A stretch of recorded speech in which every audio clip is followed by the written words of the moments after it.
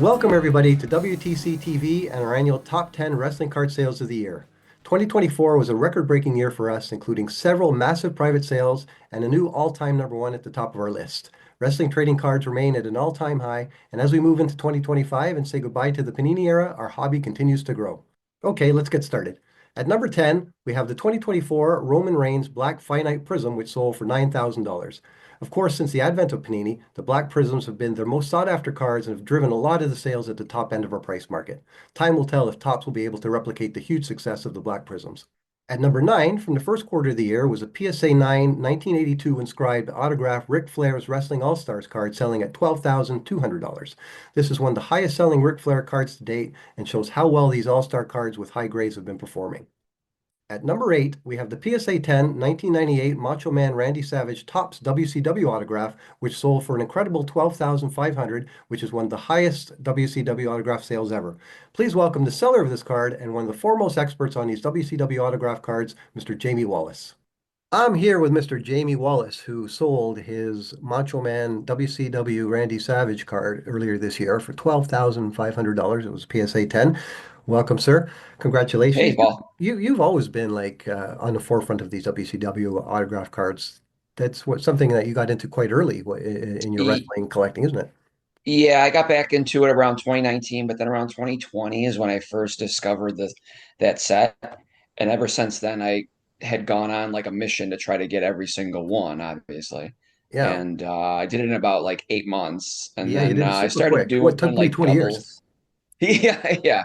Well, I was kind of fortunate because I had all the action figures, and I sold a lot of that to be able to afford these cards. And So then you took the best ones and you got them graded. And I got them graded. The PSA 10 that we're gonna speak about was actually a private seller talked to me yeah. through email actually. Main Event Collectibles. It was a like mutual friend of like his. Okay. And so he connected me with this guy. And so this was about spring of 2023, I Now, believe. did you bring that card when we sat together and you I had? did. Yeah, Yeah, the I first main recall event remember I I remember did. the Black Savage, but I thought I'd remembered the autographed one as well, or the PSA 10 as well, but I wasn't sure. I had the Black Savage. I had that one, and then I had the PSA 10 Savage as well, rookie Because card. at that same room, about a minute later, I met with Drake and saw the Vince Super. So I'm like, I'm in the presence Yeah, of some pretty mighty fine cards yeah, here.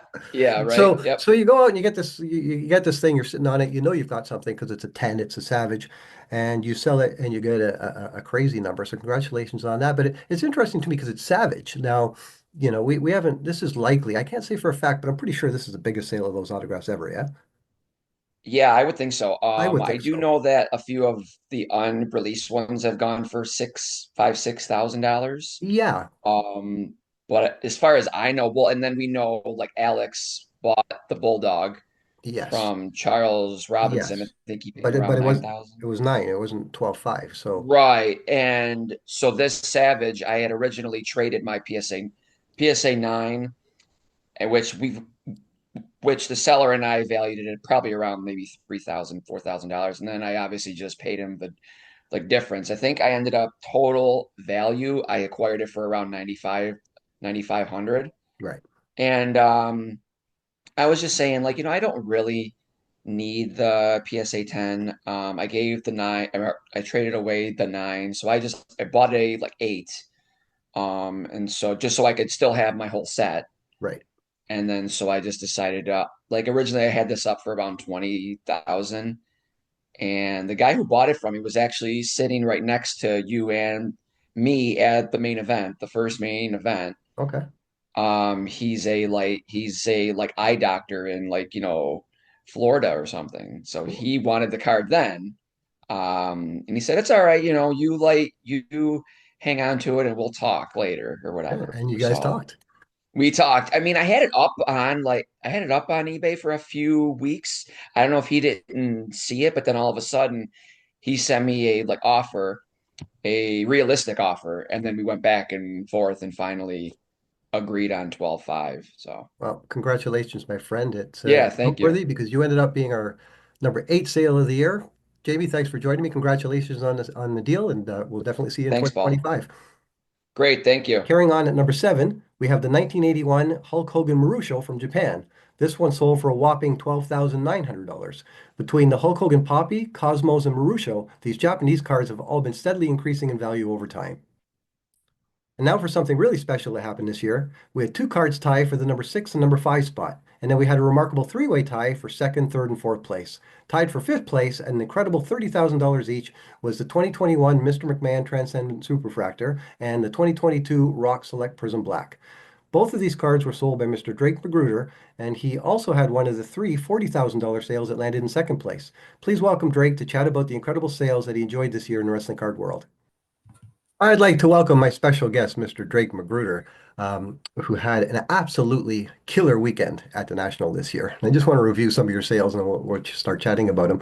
You had the two cards that were tied for fifth place for $30,000, the Vince McMahon Transcendent Superfractor and your Rock Select Prism. And then you also had one of the sales in the top five. There was a three-way tie for number two, and that was your Roman Reigns 2014 Superfractor, which sold for $40,000. So, wow, man, did you have this all done ahead of time, and you just went down to the National to collect your dough, or was the deal put together there? Yeah, so we actually made the deal back in May, I believe it was. The national was in July. It was it was back in May. National was in July. We agreed on prices then, and of course, just due to the value of the cards, with we didn't want to deal with the shipping and all that sort of stuff. Sure. So we just said, hey, we're both going to be at the National. We'll swap there, and that whole sort of thing. And then he actually it's a friend, I guess. He actually trusted me enough to wire me the money ahead of time, Oh, and then awesome. I gave him So the you're very cards. good. So yeah, it was good. So that wasn't a bad weekend for you. No, it wasn't at all. It When you wasn't. talk about when you talk about six figures coming in, I mean, I remember when we met the year previous and we took a picture with your Vince Super, um, and we talked about the high value cards. And I remember you saying that, hey, for the right price. Mhm. So that obviously was the right price, doing that kind of money for the three cards. But let's talk about where that money went. What did those three wrestling cards turn into for you? Yeah. So as most people know, Peyton Manning is my favorite athlete of all time. I grew up in the Memphis area. I was a big fan of him when he played for the Volunteers, and then followed him throughout his pro career. And he's just a guy that, um, he stands for a lot of the things that I try to stand for as as a man, as a father, as a Christian, and things like that. And so he's just somebody that I love to collect. And one of his most prized rookie cards across the hobby, and one that I had wanted that I never thought that I would have the chance to get, was his 1998 EX 2001 Essential Credentials Future out of 7, and that's in a PSA 9 grade. And so while I never intended to move these wrestling cards, the opportunity kind of came about where I could sell these, and it was kind of a weird three-way deal with some trade involved and that whole sort of thing. But if I hadn't have had these wrestling cards, I wouldn't have been able to get into the Peyton Manning. And so that's kind of the way that the deal went down, and really what prompted me to move forward with the deal. So, and the last thing I'll say is I'm happy that they went to an up and coming wrestling collector that's Well, a not mega afraid to collector. spend, that's not afraid to spend loads of cash in the wrestling card market. So you must be doing pretty good on your Manning collection now. I suspect this piece would be the grail of your Mannings, and you must be up there. I'm sure there's other guys like you that with Bread that have a lot high-end cards of his, but you must be in that discussion now, no? Yeah, sure. It's interesting to think of as a collector, right? And you see this in the hobby sometimes. It's like if you consolidate too much, does that really make you a collector? Because Yeah, if you look up the word collect, it means to accumulate hang things. on.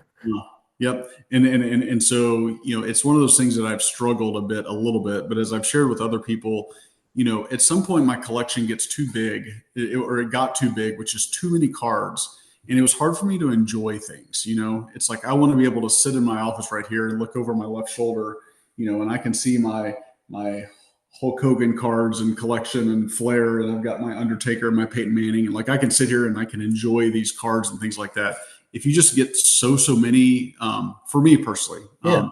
I was just getting so many that when I would take the time to go through and look at my collection and things like that, it's almost like I was discovering the cards again, which is fun, Yeah. but it's also like it's good for me, at least in my brain, to think about what I have and be able to enjoy it and not just say, hey, here's a card I got and I throw it in the safe and and I hope it goes up in value, or I hope it doesn't lose its value or whatever. It's more fun for me to be able to have a smaller amount of cards to enjoy. So that's kind of the way that I view Well, myself. you and I have spoken about this before. You being one of our sort of top mover and shakers at the high end in the hobby, you've always made it clear to me that, hey, um, none of this stuff is sacred. If you can level up or move up or switch your collection around to create more equity or value, accrued in the long term, that's what you're going to do. So I was kind of surprised. I said, "Oh no, you got rid of the Vince," and then I'm like, "What the?" And you got rid of all that stuff, and it's like, yeah, that's the kind of thing that you do,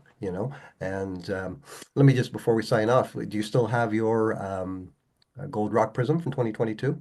Yes, I do. I That, do. that would still be your top wrestling card. Is there anything else that you've got left in on the wrestling side of things?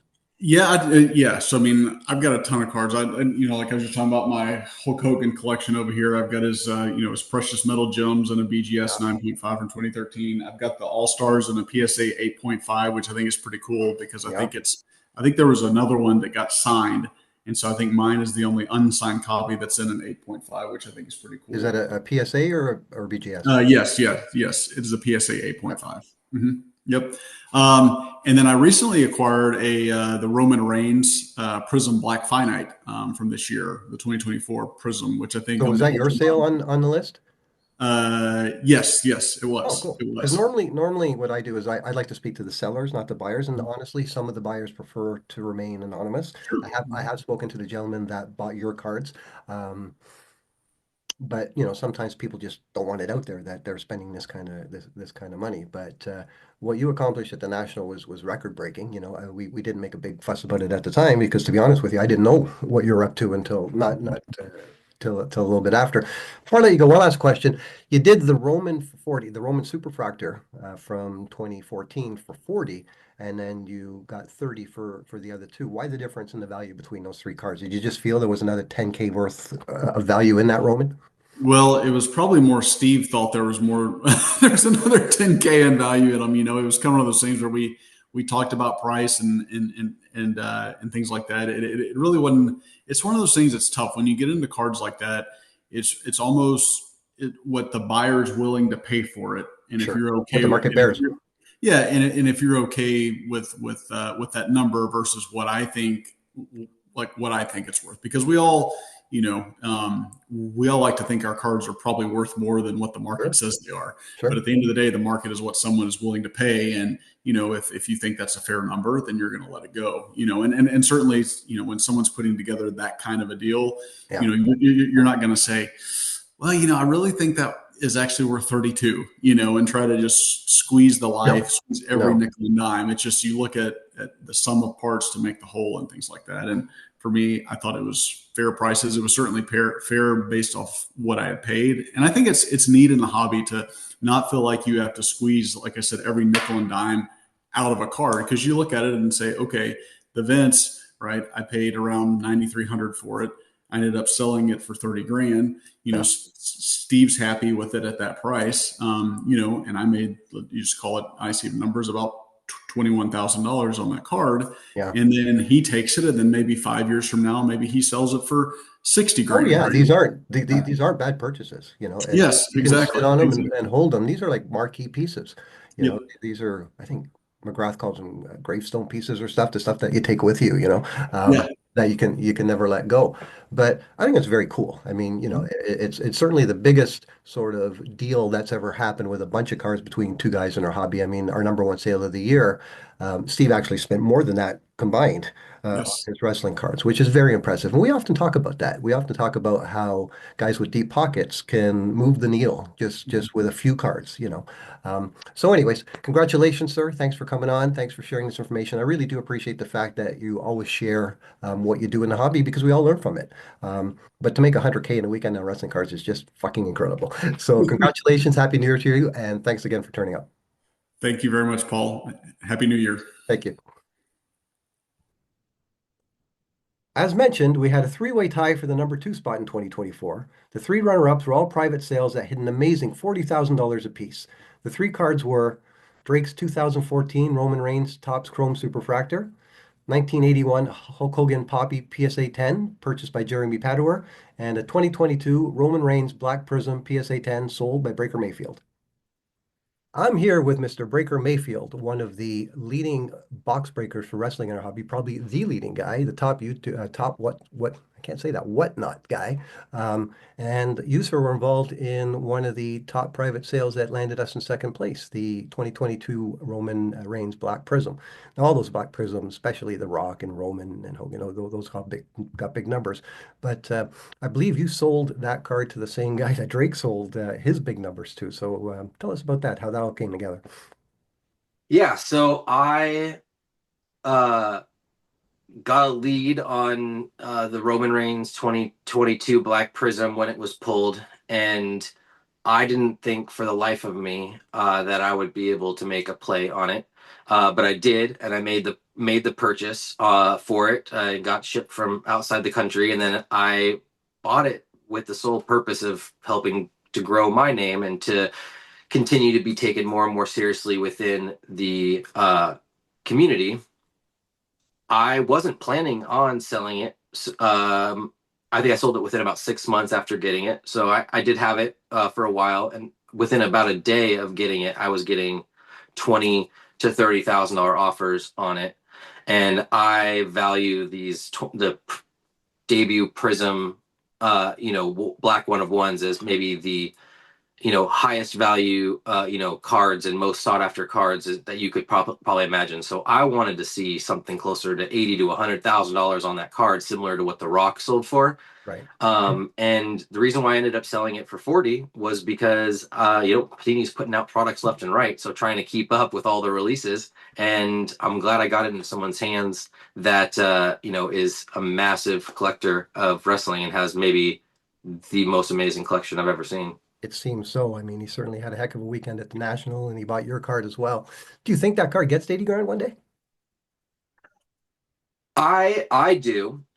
I think that this market, I can't, I, long story short, and I'm sure there's plenty of times we can talk about how I got into wrestling in another interview, but the coming from the sports cards world into the wrestling world, I think that the market is just starting to grow. I think that we're seeing a massive boom. Seen, I have sold more cards over $5,000 in the last 6 months, than I've sold in any other period of time. And I'm getting contacted by a lot of people like Steve, who also has an incredible Tom Brady collection, Yeah. that are not currently in the wrestling community, that are starting to kind of dip into the wrestling community. And I think that when WWE goes to Netflix, Yeah. I think that's going to see a huge boom. And I think that these Panini cards, once the license is up and they're no longer making them, people are just they're gonna become more and more scarce. And I think that Prism, Select specifically, as well as like Kabooms and Color Blasts, are gonna see massive increases in growth in value. And those are things I'm gonna be seeking, for the next 6 months as well for my own If personal you see collections. something that you like, you're grabbing it.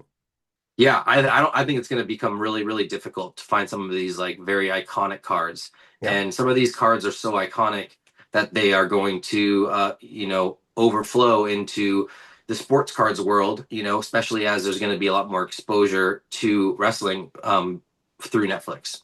Right. Now, because of the volume that you deal with and the amount that you break, you obviously go through a lot of cards and, throw out a few others that have been big numbers. I remember just a few weeks ago, you sent me the Hogan Immaculate that went for 7,500. Yep. Have you ever done any other five-figure cards along the way? Yeah, I sold a Liv Morgan gold bar for $5,000. I've Five figures, 10, anything 10 grand or up? oh Five figures. um Because there's lots I don't under. think There's lots Yeah, I under know what 10 that grand is. for I was sure. thinking five, yeah. I think I think that was the only five-figure card that I've sold. Anything over 10K. Yeah, I've sold a lot of cards between $5,000 and $10,000, but the Roman was the only one over 10. Well, on this show where we're looking at the top sales of the year, the entry point is the Roman at 9 grand, and then we go all the way up to the new record, which is a huge number. So it's crazy. Before I cut you off, thanks again for coming. Give me a quick synopsis of how you think things are going to play out in the next few weeks, months with the switch from Panini to Topps. Oh man, I mean, Panini right now is showing a clock down for National Treasures and for Flawless. We won't I get think into what happened with Flawless because who knows how that's going to play out. But anyways, Oh, I mean I think it's going to play out where the Flawless release is going to be incredible, and it sounds like Topps is coming out right out the gate in January. So Hmm. I think, yeah, what we're saying about how it's going to play out, I think it's going to play out with Flawless going nuts, National Treasures kind of taking a back seat, and I think that we're going to see prices increase dramatically over the next 6 months. That's all fantastic for the hobby. Breaker, thanks so much for joining me today. Hopefully, we'll see you again in the new year. And congratulations on the success you've had in the hobby with all your breaking and for having such a big sale this year. Thank you so much. Thanks for having me on. Thank you. And now, drum roll, please. Our number one sale of the year, which has now become the biggest wrestling card sale of all time. And unless you've been sitting under a rock, which this card actually was sitting under a rock, but no more, we have a new champion. Hulk Hogan Wrestling All-Stars PSA 9 sold a few weeks back for $132,000 on Heritage Auction, beating the record set in 2023 by the Rock Black Prism. This is an absolutely remarkable feat for a card that has been growing over the years and has become the most valuable wrestling card ever printed. So there you have it, our top 10 sales of the year. Hope you all enjoyed it and wish you all the best for a great 2025. Happy collecting, everybody.